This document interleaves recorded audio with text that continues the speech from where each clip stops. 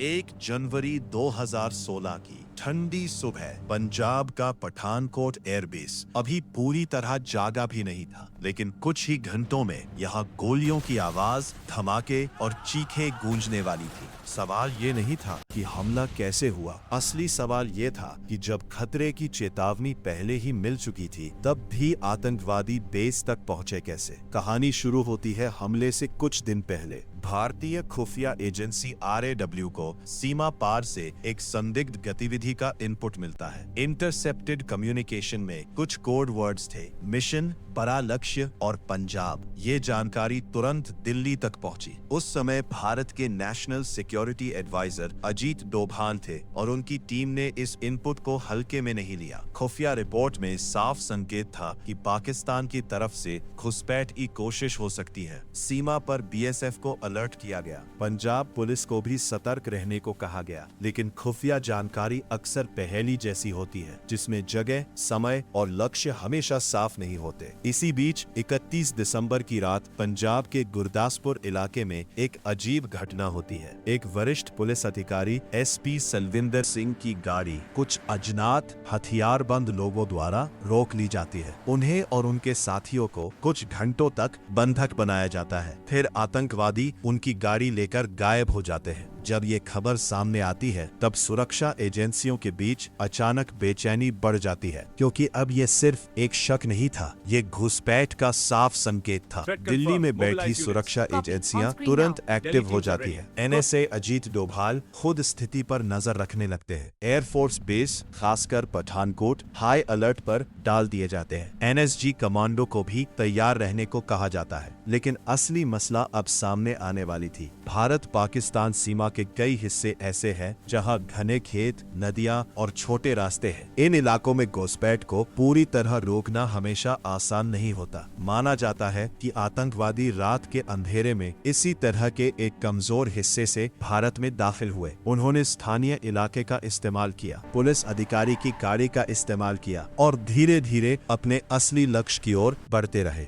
2 जनवरी 2016 की सुबह लगभग 3-3:30 बजे पठानकोट एयरफोर्स स्टेशन के अंदर अचानक गोलियों की आवाज गूंजती है। हथियारों से लैस आतंकवादी बेस के अंदर घुस चुके थे। यह कोई साधारण जगह नहीं थी। पठानकोट एयरबेस भारत की रणनीतिक सुरक्षा के लिए बेहद अहम था। यहाँ फाइटर जेट्स, हेलीकॉप्टर और महत्वपूर्ण सैन्य संसाधन मौजूद थे। अगर ये आतंकवादी अपने असली लक्ष्य तक पहुंच जाते, तो नुकसान सिर्फ सैन्य नहीं बल्कि अंतरराष्ट्रीय स्तर पर भी बहुत बड़ा हो सकता था। तुरंत सेना, एयरफोर्स, NSG और गरुड़ कमांडो ऑपरेशन में उतर जाते हैं। बेस को सील कर दिया जाता है। हर इमारत, हर हैंगर, हर कोने में सर्च ऑपरेशन शुरू होता है। लेकिन आतंकवादी भी पूरी तैयारी के साथ आए थे। वे बेस के अंदर छिपने के लिए ऐसी जगहों का इस्तेमाल कर रहे थे जहां उन्हें ढूंढना आसान नहीं था। मुठभेड़ घंटों से दिनों में बदलने लगती है। इस ऑपरेशन में भारत के कई बहादुर जवान शहीद हुए, लेकिन आखिरकार सभी आतंकवादियों को मार गिराया गया और एयरबेस के मुख्य रणनीतिक संसाधनों को बचा लिया गया। हमला खत्म हो गया था, लेकिन सवाल खत्म नहीं हुए। जब पहले से खुफिया इनपुट मौजूद था, जब एजेंसियां अलर्ट थी,